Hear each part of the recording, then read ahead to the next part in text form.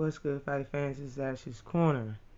And make sure you hit the like button on the way in and subscribe to the first female boxing channel here on YouTube, which is myself. And help me out with them subs. Now, look, I'm gonna get right to the gist of this. All right, Frank Martin is a problem. That's why they call him the ghost. He's a problem. He's one place and then he's another. It's a newfound matrix out here. Okay. He started boxing when he was 18, and he's taking the boxing world by storm right now. He already had 2 fights in 2022 this year, and both of them has been names that we know of. They're not big names, but they're still names nevertheless. Now, I'm gonna blow past these specs right quick.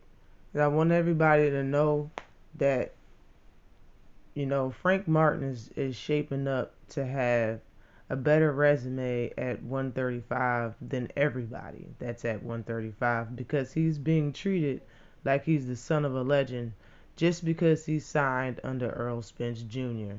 Now, his record is 16-0 with 12 knockouts. His last 2 fights that he fought in a row this year was both TKO stoppages. His last fight was versus Jackson Marinez, and that Marinez was coming off of a knockout loss by Richard Comey. And that was a beautiful fight, beautiful display of his abilities in the ring, fighting with someone that is that tall. I think Jackson Marinez was listed at 5'11", and he had a pretty long reach as well that I could see. And before that, he fought Roman Duno. Duno was stopped by Ryan Garcia when Ryan was 18-0 in 2019. But I believe that fight went 4 rounds. They were beautiful fights. Beautiful. He was a technician in both of them fights, if you ask me. This is just another step up. All of his fights from now on is going to be a step up, in my opinion.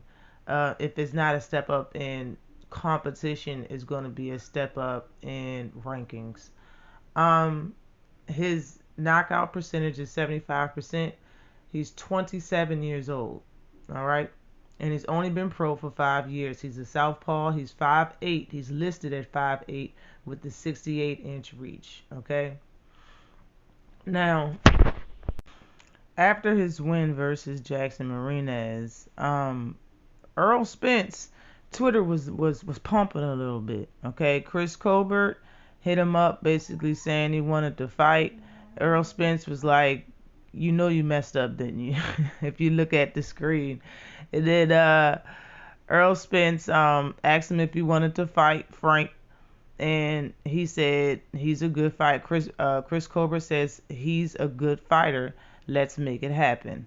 Okay, Chris Colbert is someone that was coming up in the rankings at 130, and he was looking good. This is a step up, meaning in weight and competition, in my opinion, being at the fact that Frank fights at 135 pounds, not 130.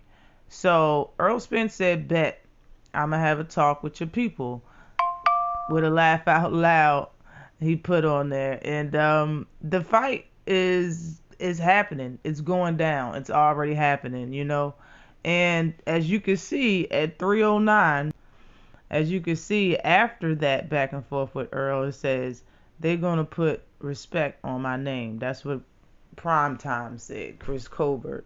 So he's not trying to dwell on this loss. I could see it probably humbled him some, but he's trying to get back out there and make something shake, He also tweeted, yo, Mr. Gary Russell Jr., we both coming off losses. Let's give the fans what they want.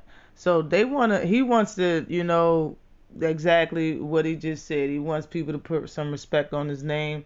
That's why he was the first one. He was quick on the draw. He was the first one to hit up Errol Spence to talk about Frank Martin. But I don't think a lot of people have seen this one as well. El Rayo is a fighter that fights at 135, and he added Errol Spence as well, saying to talk to my people. But at 5:45, that fight was practically already made with Chris Colbert. So maybe 12-0 Rayo with 8 KOs might be next, and that's already two good fights. These are two one undefeated fighter. When it coming, when I'm talking about Rayo, he's an undefeated fighter. He's coming up. He's called out he's called out Tank already. I believe he said Devin's name. He be calling people out. He's ready to fight anybody. He had a lot of talk about Teofimo Lopez when he was in the weight class, and like he ready for that action. I believe all of this would be a good fight, and I see Frank Martin beating Chris Colbert, and Rayo might be next. None of these fighters are ranked under 135 pounds besides Frank Martin. He's now listed at he's ranked number 14 under the WBA. But his career is shaping up to be quite interesting indeed. He said he's going to stay at 135 pounds. Shout out to Champside, the baddest brand in the land. He had an interview with Champside saying that he's going to stay at 135 until he makes some noise, get some straps at 135 and get one of the big names. Then he planned on moving up to 140. I like his attitude. I like the way he thinks, the way he talks, the way he fights. And he's shaping up to be a prime suspect to put your favorite fighter in the dirt. Always like and subscribe to the channel. Peace.